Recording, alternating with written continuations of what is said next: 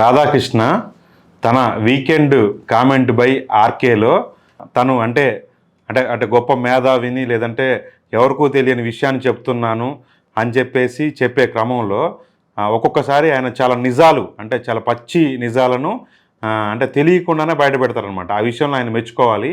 నిన్న కూడా ఆంధ్రజ్యోతి ఆదివారం ఏదైతే ఉందో దాంట్లో ఒక విషయం చెప్పారనమాట. అదేంటంటే ఎక్కడ నెగ్గాలో కాదు ఎక్కడ తగ్గాలో తెలిసినోడే విజయం సాధిస్తాడు లేదంటే గొప్పోడు అవుతాడు అని చెప్పేసి త్రివిక్రమ్ శ్రీనివాస్ పవన్ కళ్యాణ్కి రాసిన డైలాగ్ ఉంది కదా, దాన్ని ఆయన ఆంధ్రజ్యోతి వీకెండ్ కామెంట్లో దాంట్లో రాసుకున్నారనమాట. అయితే ఆయన చెప్పిన విషయం ఏంటంటే ఇప్పటిదాకా అంటే అందరికీ తెలిసింది, కాకపోతే రాధాకృష్ణ కూడా దాన్ని ప్రత్యక్షంగా బయట పెట్టారనమాట. ఏంటంటే అంటే ఎక్కడ తగ్గాలో, ఎక్కడ తగ్గటం అంటే ఇక్కడ నరేంద్ర మోడీ దగ్గర అనమాట. నరేంద్ర మోడీ దగ్గర తగ్గటం కోసం అమిత్ షా ఇంటి ముందు ఓ 3 రోజులు రాత్రిపూట జాగారాలు చేస్తే పవన్ కళ్యాణ్ వెళ్ళి బతిలాడితే అంటే ఒక రకంగా అమిత్ షా పవన్ కళ్యాణ్ కాళ్ళు గడ్డాలు పట్టుకుంటే నరేంద్ర మోడీతో ఒప్పిస్తే జగన్మోహన్ రెడ్డి కంటే నేను ఇంకొక 2 రెట్లు 3 రెట్లు బెనిఫిట్ చేస్తా, నాకు అసలు ఈవీఎంలు మార్చే ట్యాంపరింగ్ చేసే టెక్నాలజీ కూడా నా దగ్గర ఉంది, ఆ మనుషులు నా దగ్గర ఉన్నారు, నేను చూసుకుంటా, మీరు జస్ట్ అట్లా వెళ్ళి తిరిగి రామ మందిరాన్ని ప్రచారం చేసుకోండి, అవసరమైతే ముస్లింలు తిట్టండి, మీకు ఎన్నికల్లో నేను గెలుస్తాను, మిమ్మల్ని కూడా విజయ తీరాలకు చేరుస్తాను, నేను మిమ్మల్ని గెలిపిస్తాను, అవసరమైతే ఈవీఎంలు మారుస్తానని చెప్పేసి చెప్పారేమో. ఆ విషయం రాధాకృష్ణ రాయలేదు. కానీ ఎక్కడ తగ్గాలో అంటే నరేంద్ర మోడీ అమిత్ షాల దగ్గర తగ్గటము, అలాగే పవన్ కళ్యాణ్ దగ్గర కూడా తగ్గినట్టు నటించడము చేయటం ద్వారా చంద్రబాబు నాయుడు విజయం సాధించి 4వ సారి సీఎం అయ్యారు. జగన్మోహన్ రెడ్డికి ఏమో ఈ లౌక్యం తెలియక ఈ విషయం అంటే దానికి తెలియదు కదా, ఎందుకంటే ఏదైనా స్ట్రైట్ ఫార్వర్డ్ కాబట్టి జగన్మోహన్ రెడ్డి నష్టపోయారు అనేది రాధాకృష్ణ చెప్పదలుచుకుంది అనమాట. మొత్తాన్ని చెప్పకనే చెప్పారు, ఆయన రాజీ పడ్డారు, తగ్గారు, కాళ్ళు పట్టుకున్నారు అన్న విషయం చెప్పారు. ఇక రెండోది ఏంటంటే జగన్ శాసనసభకు రాకపోతే ఎవరికి నష్టం అంటే చెరువు మీద అలిగినట్టుగా ఉంది జగన్మోహన్ రెడ్డి పరిస్థితి అని చెప్పేసి రాధాకృష్ణ చెప్పారు. అయితే రాధాకృష్ణ మర్చిపోతున్న విషయం ఏంటంటే చంద్రబాబు నాయుడు కూడా 2 సంవత్సరాల క్రితం ఇదే పని చేశారు. ఆయన కూడా మరి నువ్వు అన్నట్టు చెరువు మీదనే అలిగి మరి ఆ ముడ్డి అట్నే ఎండబెట్టుకొని మరి ఆ కంపెనీ ఎట్నే క్యారీ చేసి మరి 2 సంవత్సరాల తర్వాత సీఎం అయ్యారు.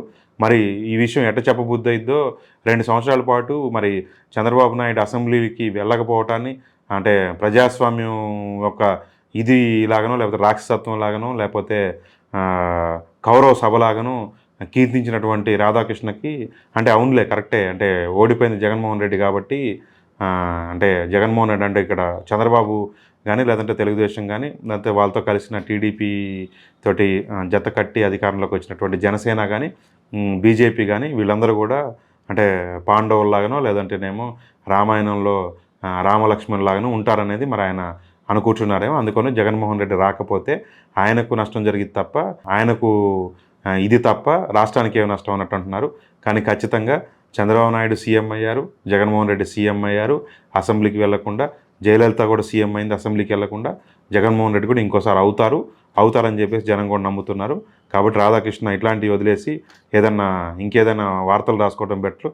రాజకీయమైన అంశాలు ఇట్లనే రాస్తే ఇప్పుడు రాధాకృష్ణ రాసేదంతా కూడా ఒక మాటలో చెప్పాలంటే సినిమాలలో ఐటెం సాంగ్ ఉంటుంది, ఆ సినిమా ఒక జోష్ తీసుకురావడం కోసం అంటే మనం వీల కొట్టేలాగా ఉంటుంది అనమాట. సినిమాలో మిగతా సినిమా అంతా ఒక పార్టు, ఐటెం సాంగ్ వస్తున్నప్పుడు సినిమా ఉండేది ఒక పార్టు.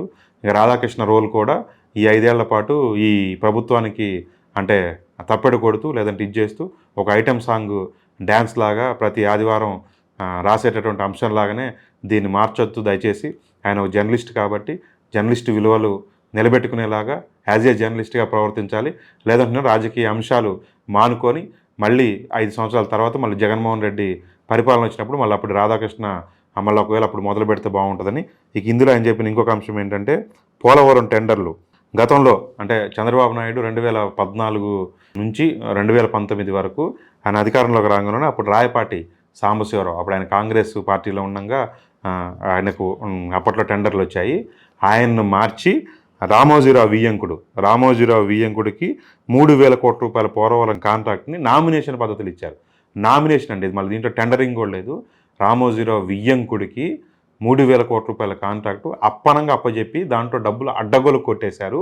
అయితే అది మాత్రం ఆయనకు ఇబ్బంది అనిపించలేదు, అట్లా చేయొచ్చు. జగన్మోహన్ రెడ్డి ఓపెన్ టెండర్లు పిలిచి ఓపెన్ టెండర్లు పిలిచి తక్కువ రేటుకి కోట్ చేసినటువంటి మేఘా కృష్ణారెడ్డికి ఇచ్చారు 2019లో. అది రివర్స్ టెండరింగ్ ద్వారా దాంట్లో ఖర్చుని తగ్గిద్దామని చెప్పేసి పోలవరం ప్రాజెక్టు ఖర్చుని తగ్గించే క్రమంలో అది కూడా టెండర్లు పిలిచిస్తే మేఘా కృష్ణారెడ్డికి ఇచ్చారు. మేఘాకి ఇవ్వటం అనేది రాధాకృష్ణకు అది తప్పు అనిపించింది. దాన్ని ఈరోజు మాట్లాడుతూ ఉన్నారు.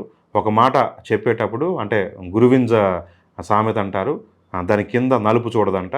రాధాకృష్ణ కనీసం మరి ఎందుకు చంద్రబాబు కానీ లేదంటే తెలుగుదేశం ప్రభుత్వం కానీ కింద నలుపు ఎందుకు తెలియదో, మరి తెలియక నువ్వు విట్టనే రాస్తూ ఉంటే మరి జనం ఎందుకు దాన్ని మరి ఎందుకు గుర్తించాలనుకుంటారో తెలియదు. కానీ మొత్తానికైతే రాధాకృష్ణ రాసేవి పచ్చి అబద్ధాలు, పచ్చి బూతులు, అంటే ఏమాత్రం కూడా అది మీడియా రాతలుగా ఉండవు అనే విషయాన్ని అయితే నిన్న మరొకసారి వీకెండ్ కామెంట్లో ఆయన తెలియచెప్పారు. ఇటువంటి మంచి మంచి విషయాలు మీ దగ్గరికి తీసుకొస్తుంటాను కాబట్టి వీడియో నచ్చితే లైక్ చేయండి, మీ అభిప్రాయం ఏదైనా సరే కామెంట్ చేయండి. అలాగే ఇది ఇంకో నలుగురు చూసే అవకాశం ఉంటుంది కాబట్టి షేర్ కొట్టండి. అలాగే మా కంటెంటు ఇలానే ఉంటుంది. మిగతా రాజకీయ పార్టీలకు సంబంధించిన వాళ్లకు తప్పెట్లు తాళాలు కొట్టేలాగా అధికారంలో ఉన్న పార్టీకి భజన చేసి డబ్బులు సంపాదించడం ఉండదు. కాబట్టి మా వీడియోని ముందుకెళ్ళడం కోసం సబ్స్క్రైబ్ చేసుకోవాలని చెప్పేసి అడుగుతూ ఉన్నాము. Thank you. ఇంకోసారి మరొక వీడియోలో కలుద్దాం.